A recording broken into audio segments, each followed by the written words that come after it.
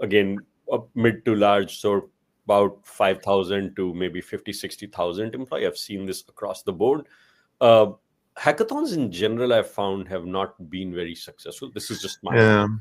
that's why I said It's the common prescription is correct, that. correct. I Yeah. don't know So if it's. true. So like POCs or pilots that may be like generate an account 360 for my account. Help me do account planning because like we integrate with Microsoft Copilot as well. So you can just run it from Copilot, bring data from Salesforce, generate out an account plan. Or you're doing call logging with voice, right? Kind of like the Mhm. use cases, but internally focused for sales or for CSM and things like that. And then eventually kind of broaden it out, invest significantly more once you have built enough internal competence and also trust, because like you mentioned, you try to do even tiny little thing in a 50,000 employee company. You have governance, you have AICOE, you have enterprise architecture review board. So you have to, even for that tiny little thing, the good news is you will run into a lot of internal constraints, and Mm. you will pour the foundation, versus the bank example you give where it is like, you've invested so much in a very waterfall style model and bam, you run into governance, and this thing is kind of, there's a failure to launch. Oh yeah, and that's going to happen all the time at big companies or certain industries. You know, so that's something to be aware of. I think one other thing in our study I'd like to give people a thing to think about is kind of we came up with a like a taxonomy or a way to describe applications Mhm. that you might choose for your solutions.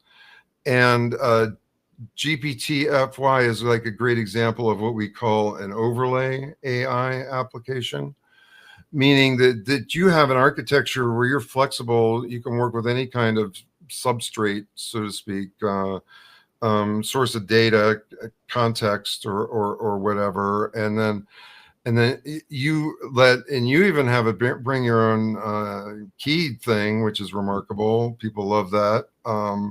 So that you could use your own Vertex or whatever as your setup to do that, and so that you have that's like a very optimal way to do that, to do AI processing from an efficiency perspective, because you're controlling all the tokens, you're doing all that kind of stuff, and you can have really fine control of it. And that's kind of versus the agent force in a way. I think GPT-FY is a great alternative if you're not ready to turn the key on agent force, because agent force is like a whole thing, right? There's hesitation because of cost and governance, and the fact you're doing a thing to an org that might have thousands of people on it, and all that. Even though there is, I must say, there's the developer org, and you can play around with it on your own for free. So that's not a barrier if you're a developer. So I think Agent Force is out there, but you can just imagine if 5 years from now somehow the all of the overlay apps, and not just GPT-FY, but they just kind of like spread around all over the place.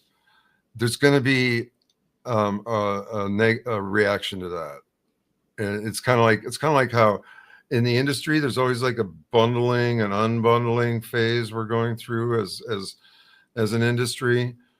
Well, right now we're unbundling, so you're getting apps like GPT-FY, Decagon, Maven AGI, Sierra, and a whole bunch of others, like 100 others like that, that are people are using to get immediate value out of AI by having systems that can connect to different parts of their existing data architecture.